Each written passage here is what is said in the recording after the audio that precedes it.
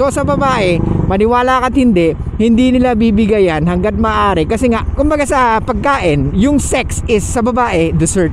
Pero sa ating mga lalaki, sex is our... Ganito yan guys, nakikipag-date tayo is because we want... Hey, what's up guys? It's your boy, Suplano Moto. Okay, for tonight's vlog, let's talk about ang pinaka gusto ng karamihang lalaki. Let's talk about sex. Have you ever wondered why we're dealing with women, why we need to have this sexual strategy, why we need to have this mating strategy? Alam mo yun, kung tutusin, pwede namang wala no? Pwede namang hindi. Pero why we are moving or why we operate like we need sex. Have you ever wondered why? Kasi ikaw bilang lalaki, bakit ka nagsusumikap? Para sa sarili mo and para sa future mo. Di ba lagi mo naiisip, or bakit ka bumibili na isang mamahaling gamit na gusto mo magkaroon para sa sarili mo? Bakit kailangan mo? Ito, sa ating mga lalaki, we are very materialistic as well. Diba, gusto natin ng magagarang kotse, magagarang motor, yung anything na alam mo na ikaw lang ang meron. Diba? Hindi ka ba nagwa-wonder bakit gusto natin ng mga ganun? Or minsan niisip mo na talaga na I need these things or I need those things para enable for me to attract women. Yes, totoo yun. Totoo yun. That's our sexual strategy or the mating strategy.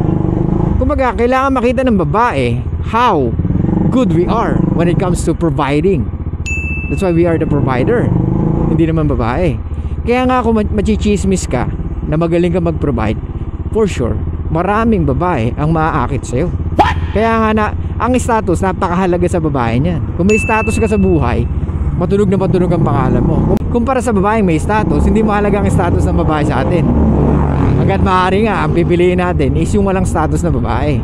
That's why we can date the McDonald's girl or Jollibee girl or maybe the Chowking girl, yung mga nagtatrabaho sa mga fast food. It's okay for us, di ba? And easy to date them kasi mas marami kang kayang ipakita sa kanila mas marami kang kayang i-flex kasi yung mga yun hindi pa nakakapunta sa pwedeng magagarang lugar na hindi kagaya ng mga babaeng may status na or mga babaeng sosyalera, di ba? Mas madali silang pasiyahin kasi alam mo sa sarili mo na those women na ganon is pwedeng lack of experience when it comes to going to different places. Gets mo? Anyway, let's talk about sex. So sex, ganito yan guys, nakikipag-date tayo is because we want to have the sexual access. Women goes to date or go to date just to feel emotions or just to feel the process of the date. Kasi nga gusto nila ng emotional tension. Most of women are dictated by their emotions, di ba? Or that's how they operate. Kaya nga tayo, kumbaga sa pagkain, yung sex is sa babae dessert.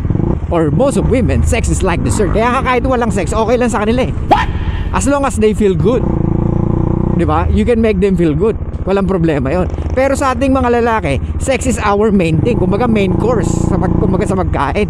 That's the reason why we are dealing with their bullshit. How dare you? Gets? Kaya kahit na, alam mo yun, kahit na kung ano-ano na ginagawa at sinasabi nila na hindi naman na it doesn't make any sense at all. Kahit na may mali, when we give positive reinforcement, which is maling-mali. Yun ang maling-mali. So, yun nga, sex is main course for men. Kaya nga we are dealing with women's bullshit para just to get sex. Kaya nga we always say different kumbaga nagsisinungaling ka na, alam mo sa sarili mo nagsisinungaling ka, pero ginagawa mo yon just to get smashed. How dare you? Ladies, ganyan ang karamihan mga lalaki. We will tell you everything na ganito na ganyan. Bubulahin ka namin. Kumbaga i-compliment ka namin most of the time because we want to get sex. Kahit na yung salitang I love you, we will tell you. How dare Guess you? mo?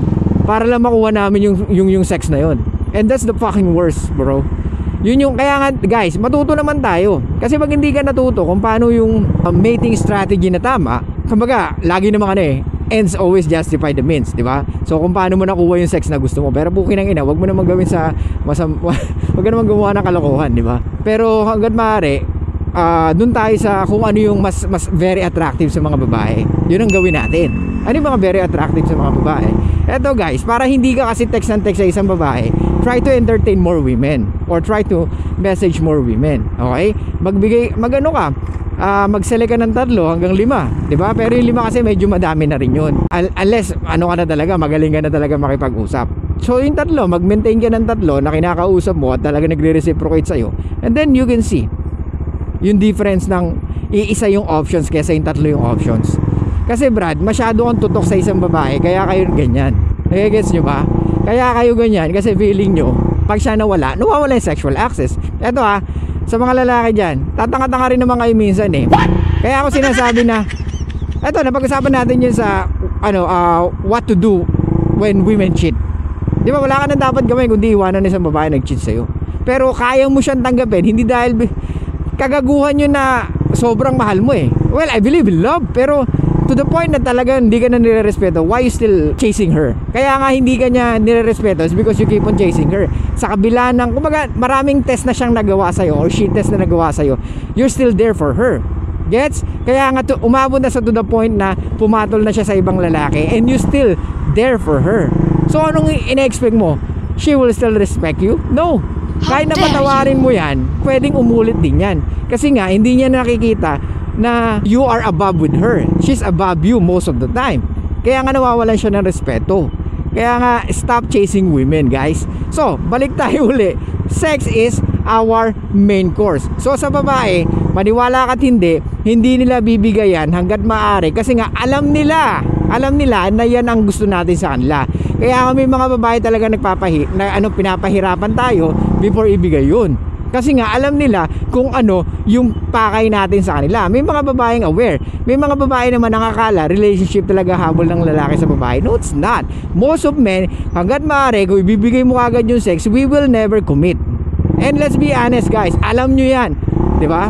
May mga iba naman kaya lang naman gusto kumumit kasi gusto nila tuloy-tuloy yung sexual access. How diba? dare you? Pero hindi nila alam yung consequence nun. You need to deal with her most of the time. And paano kung hindi naman siya worth it to deal with? Diba? Pinapasakit lang yung ulo mo, pinapagastos ka. Tapos 6 months na kayo, nakakaisang banat ka pa lang. Or minsan wala pa. Diba? So kung ganun ang nangyayari, parang nagiging transactional na yung relationship nyo.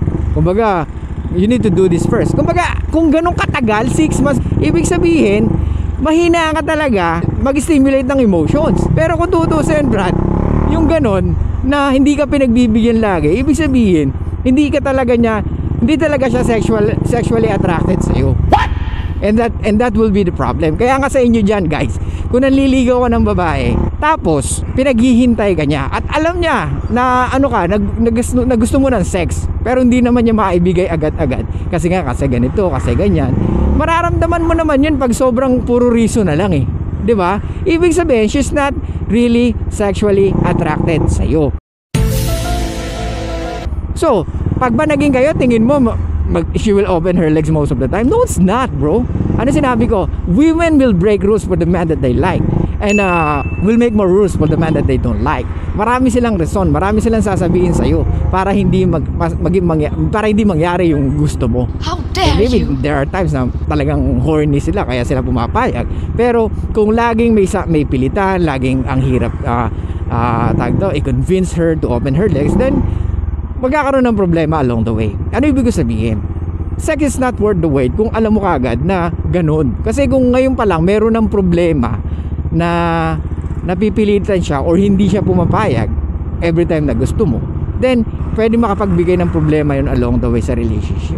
I'm not saying na yun lang yung mahalaga, pero alam mo sa sarili mo bilang lalaki na yun ang ating main course. Kasi sa babae nga lang yan, tinatawag na dessert. Pero pag nakahanap sila ng lalaki na talagang kayang i-stimulate emotions nila, talagang they will open her legs most of the time. Kumbaga sila pa yung mag-i-initiate.